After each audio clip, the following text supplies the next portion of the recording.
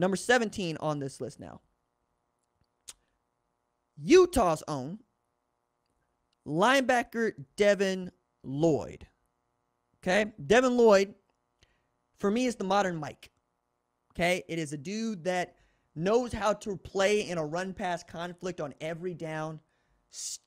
For some people, he's the number one linebacker available in this 2022 draft. I still think that's Nakobe Dean, but, Lloyd is right there. And the only time I saw this man get something like exposed was in the Rose Bowl when Jackson Smith and Jigba is running over the middle, and there's not much you can do about that as a linebacker. Like, you do the best you can, and that dude's just going to outrun you because you're a linebacker. You don't do that kind of stuff. But stopping the run, making sure the call is right, getting the defensive line lined up, and then more or less making anything in front of you risk serious injury is what Devin Lloyd was able to do. I enjoyed watching him at Utah. Getting to know him was a lot of fun too. I expect him to be a franchise linebacker for somebody. Number 18 on this list, Chris Olave, Ohio State wide receiver, the most polished of the Ohio State wide receivers. The story is Ryan Day and them went to go scout Jack Tuttle. We're told about Chris Olave, ended up offering Chris Olave. Chris Olave shows up a 3-star recruit, vaults to the front of the line as number 1 on the depth chart. Now, the thing that I would remind you is that they showed up looking for Jack Tuttle, not looking for Chris Olave. And usually, the most talented players in football are not guys that you just kind of fall into. Ohio State done it not once but twice. First with Chris Olave, and then with C.J. Stroud.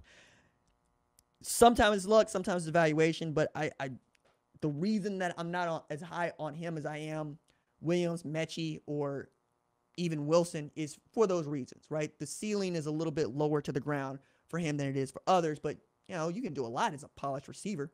Look at Cooper Kupp. That dude ain't especially fast. He just catches everything they throw at him, and he's a great route runner. Who knew? Okay, number 19 on this list, Florida cornerback Kaiir Elam. I think this is the next C.J. Henderson coming out of Florida. I liked Kaiir last year. Florida wasn't very good this year, especially toward the latter part of the year.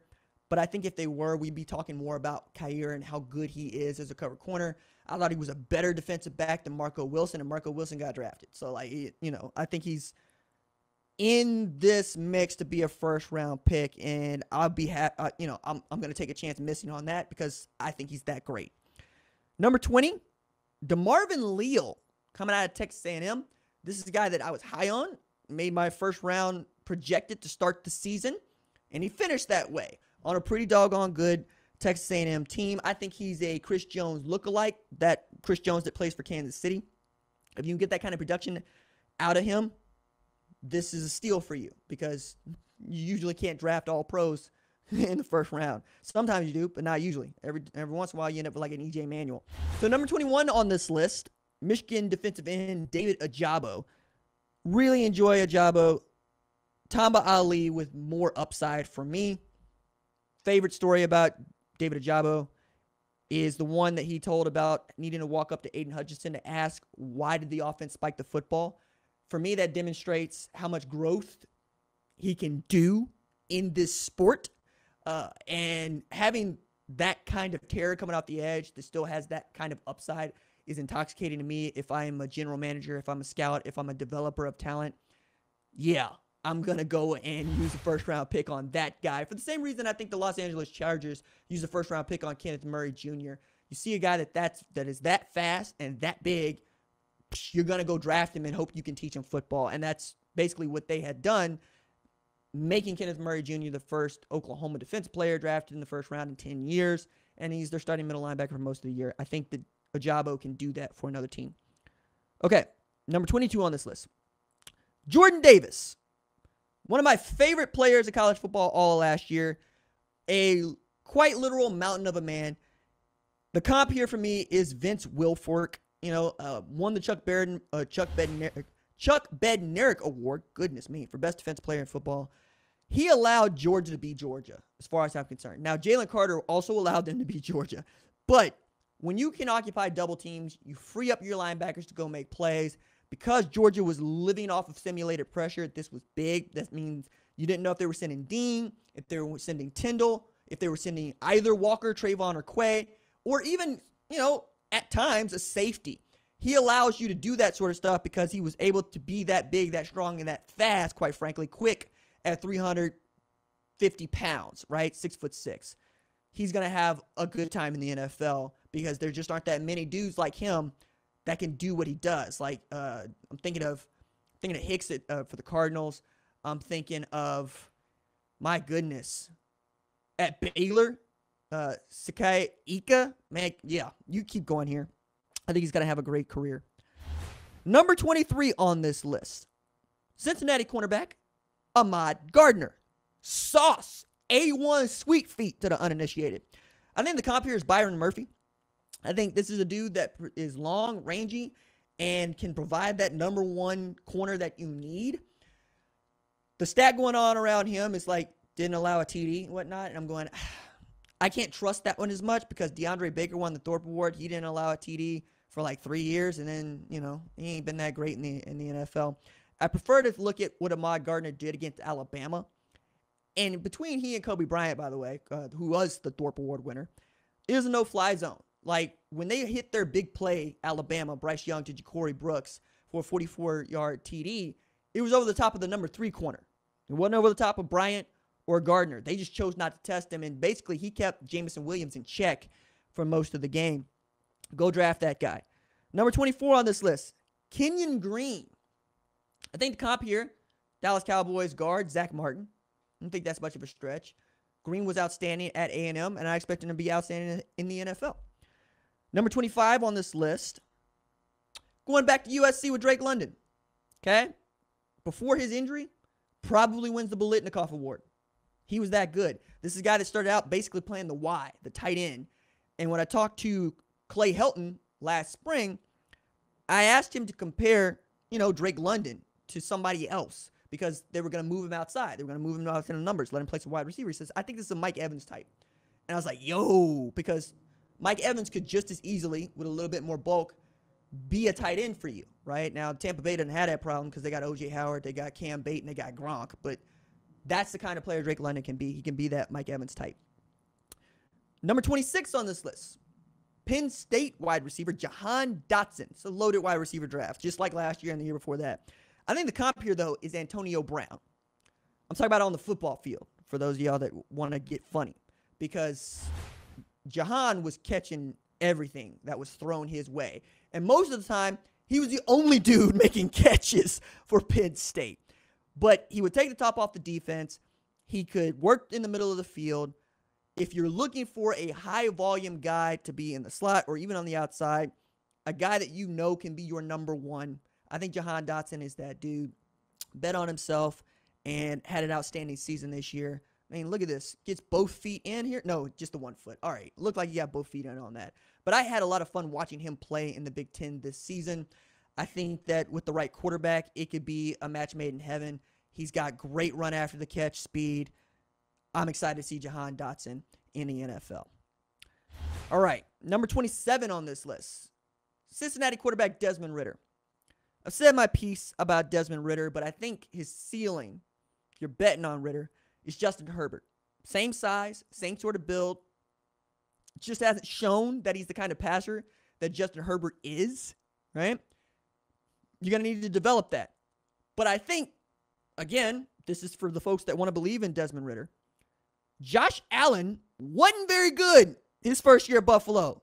So much so that man not only airmailed passes, it looked like he was trying to throw them outside the stadium into the apartment complexes. He just didn't know what he was doing. He was just a newborn baby deer out there. Settled down in year 2, became an outstanding football player. This season, Josh Allen is a guy for which, if it's all working, you're cooked. You're done. Like, there's 4 quarterbacks in the NFL right now that I feel confident saying that about. When it's all working, you're cooked. One of them is the GOAT, Tom Brady. The other one is GOAT light or GOAT like, kind of like rogue like. Some of y'all be playing video games too. Aaron Rodgers, and that rogue like has several meanings there. The other one is Pat Mahomes, right? Michael Jordan of the league, former MVP. And then I think it's Josh Allen at this point, man, because that dude's so big and he's so fast and his arm is so talented that if he gets out of his own way, everybody's through. Maybe that's what you have in the tools of Desmond Ridder. If that's what you end up getting, I will eat crow, right? I just don't see it, but I think that it's worth the reach, right? And I think somebody is going to make that reach because that's what we do with quarterbacks because they're so pivotal and, quite frankly, important to what you're trying to do in the NFL, let alone any other sport. Number 28 on this list, George Pickens, who basically since his freshman year I've been all in on. I think the comp here is DeAndre Hopkins. If you throw the ball in the vicinity, George is coming down with it. We saw this. We saw this in the Orange Bowl.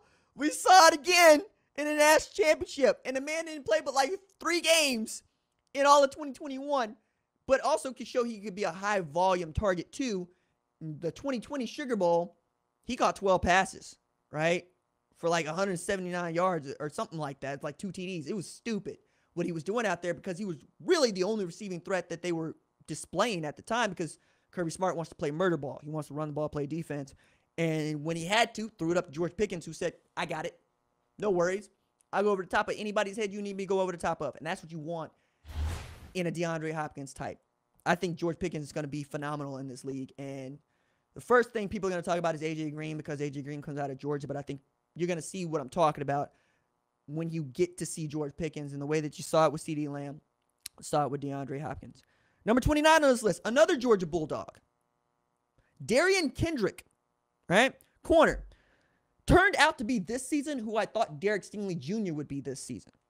Particularly in the bowl games, right? Had 2 picks in the game against Michigan and was their number 1 corner at Georgia.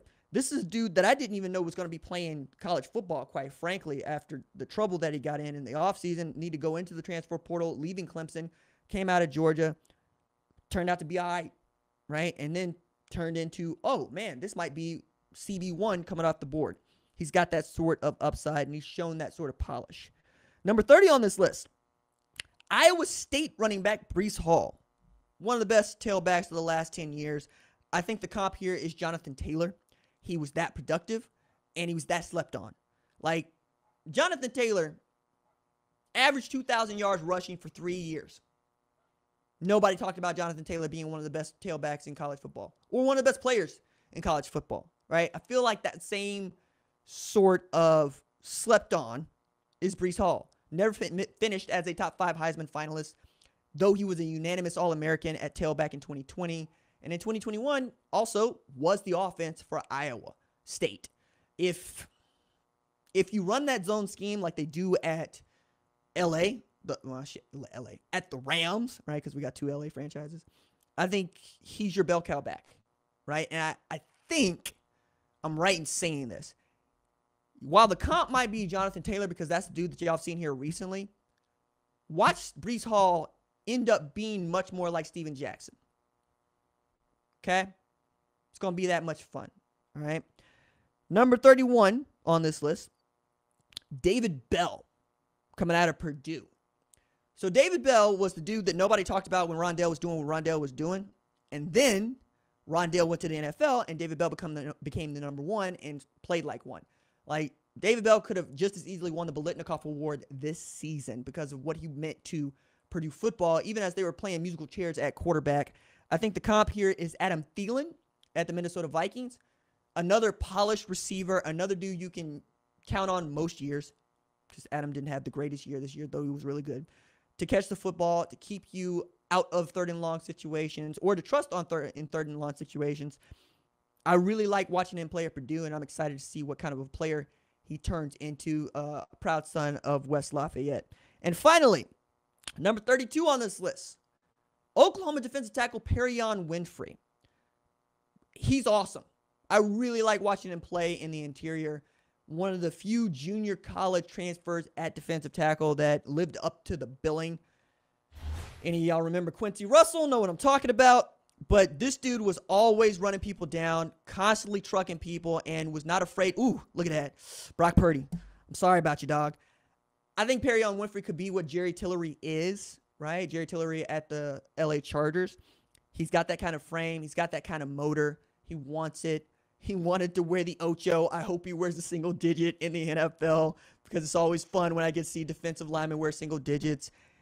He's just a handful. And I think if you're looking for a 3 technique, you're looking for a dude to be your dude in your 4-man front, that is the guy to go get. Have fun with Perrion Winfrey in the NFL offensive lineman. Thanks for watching this video. And remember, hit that subscribe button so you don't miss any other videos on the #1 Ranked Show YouTube channel.